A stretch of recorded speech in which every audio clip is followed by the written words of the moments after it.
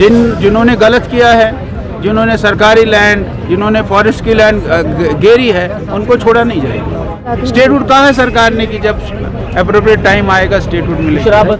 शराबबंदी ठीक है, शराबबंदी होनी चाहिए। हम भी इसके साथ हैं। हमारे यहाँ लोगों ने बहुत बड़ा प्रोटेस्ट किया कि शराबबंदी होनी चाहिए। इतनी हिम्मत है इनमें तो करें शराबबंदी।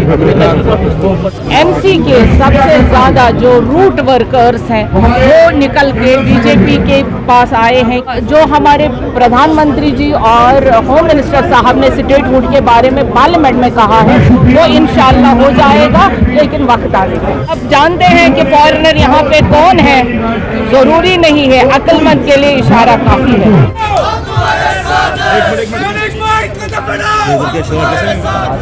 ऐसा है कि ये दर्शाता है ये कि भारतीय जनता पार्टी कश्मीर में बढ़ रही है। भारतीय जनता पार्टी को कश्मीर के लोग ओन कर रहे हैं और कश्मीर के लोगों ने जिस पॉलिटिकल जमात पर अपना यकीन जताया था 2024 में, उस यकीन पर वो जमात खरी नहीं उतरी।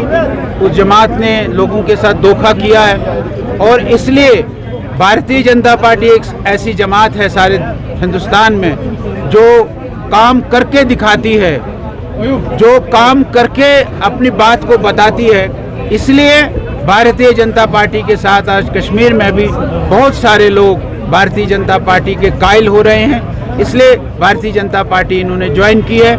आगे भी आप देखेंगे इससे बड़े बड़े कार्यक्रम भारतीय जनता पार्टी के होंगे और भारतीय जनता पार्टी में लोग जो है ये ज्वाइन करते रहे। भारतीय जनता पार्टी के सीनियर नेता हैं रविंद्र रैना जी, उन्होंने नेशनल कॉन्फ्रेंस के ऊपर गंभीर आरोप लगाया। उन्होंने कहा है कि पीडब्ल्यू डिपार्टमेंट में AE तक के लिए ट्रांसफर के लिए लाखों रुपया जो है वो करप्शन। मैंने यहाँ बताया है कि मिस गवर्नेंस और करप्शन है और मैंने कहा कि अगर हमारी सरकार को है हिम्मत तो उनको झूठा साबित करें। उन्होंने कहा कि मैं तैयार हूं और उन्होंने ये भी कहा है कि मैं प्रूफ दे दूंगा। अगर किसी में हिम्मत है और रविंद्र रैना जी जैसे सॉफ्ट स्पोकन आदमी, रविंद्र जी जैसे लीडर, अगर किसी में हिम्मत है तो आइए सामने और रविंद्र रैना जी से बात करें। रविंद्र रैना जी ने कहा कि मैं प्रूफ दे दूंगा, वो उसको प्रूफ दे देंगे। अगर प्रूफ है तो जनता के सामने क्यों नहीं रखते? अरे प्रूफ है ना, कहा तो यही तो प्रूफ है। आपने बाद में कहा भैया ये पैसे लेते हैं ट्रांसफर उनके, ये प्रूफ है। प्रूफ के आधार पर ही कहा है। अगर किसी को लगता है कि ये गलत है तो वो प्रूव करे कि ये गलत है। सर, RRC के जनरल सेक्रेटरी ने कहा कि पाकिस्तान के साथ भी थोड़ी बातचीत करनी है, तो कैसे? नहीं, उसमें जो संदर्भ था, जो उन्होंने कहा था वो अलग था, लेकिन ये अच्छी बात है कि भाई बातचीत करें, उसमें क्या बात है। लेकिन यहीं पर अगर पीपल डेमोक्रेटिक पार्टी या फिर नेशनल कॉन्फ्रेंस किसी नेता ने बातचीत की होती तो भारतीय जनता पार्टी बवाल मचा देती। नहीं, कोई बवाल नहीं मचाती, ऐसे हम बवाल नहीं मचाते हैं कि बातचीत से। अरे हमारे अटल बिहारी वाजपेयी जी ने कहा कि दोस्त बदल सकते हैं लेकिन पड़ोसी नहीं बदल सकता है। ये तो हमारे अटल बिहारी वाजपेयी जी ने कहा। भारतीय जनता पार्टी के इतने बड़े नेता है, उन्होंने कहा कि दोस्त तो आप बदल सकते हो लेकिन पड़ोसी नहीं बदल सकते। ऑपरेशन सिंदूर के बाद भी लगता है कि बातचीत होनी चाहिए पाकिस्तान के साथ। नहीं, वो तो अलग विषय है। जिन्होंने बात करनी वो सोचेंगे हमने बात करनी की नहीं करनी है, लेकिन जो हमने किया है वो किसी ने नहीं किया। अटल बिहारी वाजपेयी तो बस में जाकर गए वहाँ, फिर उन्होंने पठानकोट कर दिया। क्या करेंगे? ऐसे तो है नहीं ना। सर, जम्मू में इस टाइम डिमोलिशन ड्राइव्स हो रही है जिसकी वजह से जो है नहीं, डिमोलिशन ड्राइव वो नहीं होगी। जिन्होंने गलत किया है, जिन्होंने सरकारी लैंड, जिन्होंने फॉरेस्ट की लैंड घेरी है, उनको छोड़ा नहीं जाएगा। उनको छोड़ा नहीं जाएगा। इस टाइम स्टेटहुड पे काफी चर्चे हो रहे हैं, क्या स्टेटहुड कहा है सरकार ने कि जब अप्रोप्रिएट टाइम आएगा स्टेटहुड मिलेगा। शराबबंदी भी एक मुख्य। शराबबंदी ठीक है, शराबबंदी होनी चाहिए। हम भी इसके साथ हैं। हमारे यहाँ लोगों ने बहुत बड़ा प्रोटेस्ट किया कि शराबबंदी होनी चाहिए। इतनी हिम्मत है इनमें तो करें शराबबंदी। पर्सन है, उन्होंने कहा कि वो गुंडे थे जिन्होंने कश्मीर में प्रदर्शन किया शराबबंदी। अब वो कहेगा कि मैं गुंडा हूँ तो वो तो अलग बात है, उसका जबान है, वो कुछ भी कहे, उसमें क्या बात है। Thank you sir. आप जानते हैं पिछले 2 सालों से एक पार्टी को, एमसी को बहुत बड़ा मैंडेट मिला। उन्होंने कोई काम जो वादे किए थे, उन्होंने वोट लेने के लिए लोगों को उन्होंने धोखा दिया।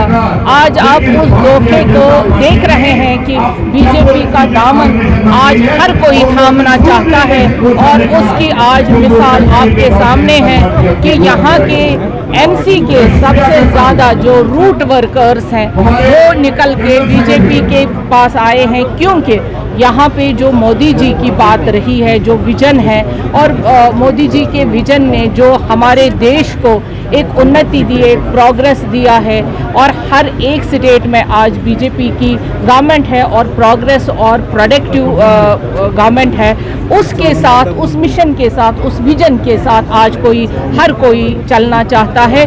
और ये लोग जो एनसी, पीडीपी और कांग्रेस ने हमेशा बीजेपी के साथ वो जो लोगों का भेदभाव रखा, खुद सेंटर में होते हैं, खुद वहाँ पे जो आपने लोगों से सुना, खुद वहाँ जाते हैं, लेकिन यहाँ के लोगों को वंचित रखने की कोशिश कर रहे हैं कि वो असल में जो चीज़ों के हकदार हैं वो ना उनको मिले। यही मसला रहा कि आज हर कोई चाहता है कि बीजेपी के साथ चले, प्रोग्रेस के साथ चले, डेवलपमेंट के साथ चले, उस विजन के साथ चले जो नए हिंदुस्तान का विजन है। क्या कुछ तैयार किया है? आमद है तो क्या कुछ तैयार किया? वो मैं वाकफ में बताऊंगी। आज मैं अभी बीजेपी के इस बड़े जलसे में हूँ और ये हमारे लिए खुशी है कि आज सीनियर सिटीजन से लेकर यूथ तक बीजेपी का दामन थामना चाहता है। एक खबर आ रही है कि स्टेटहुड पर एक कमेटी सेंटर ने बनाई है, उसके बारे में क्या कहेंगे? ये जब आएगा सामने तो आपके सामने पहले आएगा इंशाअल्लाह रहमान। जो हमारे प्रधानमंत्री जी और होम मिनिस्टर साहब ने स्टेटहुड के बारे में पार्लियामेंट में कहा है वो इंशाअल्लाह हो जाएगा, लेकिन वक्त आएगा। कितने लोगों ने ज्वाइन किया और कौन से प्रोमिनेंट?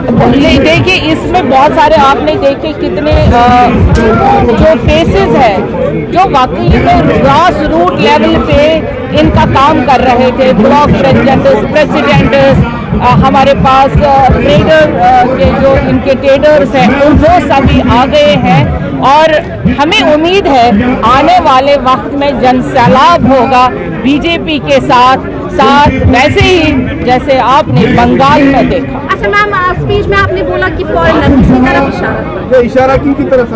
क्या फॉरेनर? आप जानते हैं कि फॉरेनर यहाँ पे कौन है, जरूरी नहीं है, अक्लमंद के लिए इशारा काफी है।